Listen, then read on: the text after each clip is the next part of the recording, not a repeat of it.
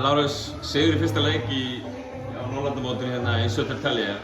Þið hafa væntanlega svona, þetta ekki sterkasta andstæðingur sem þið mætið hérna á þessu móti? Nei, ég býst ekki við því. Þeir voru kannski með einn góðan gæja. Svo hinna bara svona duglega stráka. Bara ágætis sigur. Það er margt ágætt í þessu, við kannski stöfum það svo mikið á boltum, það er kannski að neikvæða. Góð orka í frákostum, það er kannski svona jákvæða og menn voru að spila vel saman, óeigingjættir.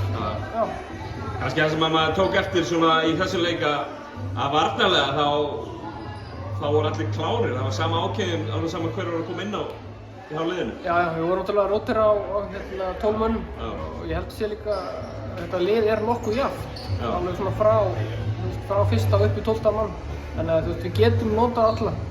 Og kannski svona verður okkar svona kostur að geta verið alltaf með hátt orkustig.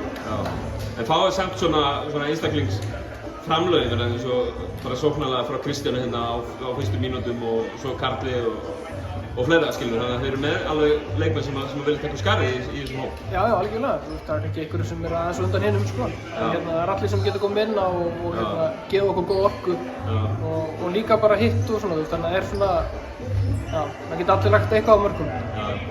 Nú erum við hérna að mæta Íslandi á morgun. Hvernig hefur þessum árgangi gengið svona sögulega?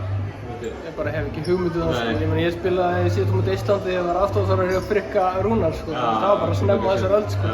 En við förum að horfa á það eftir, þeir eru að fara að spila leik núna eftir. Við ætlum að kíkja á hann og sjá hvernig þeir eru. Takk Lárus. Takk.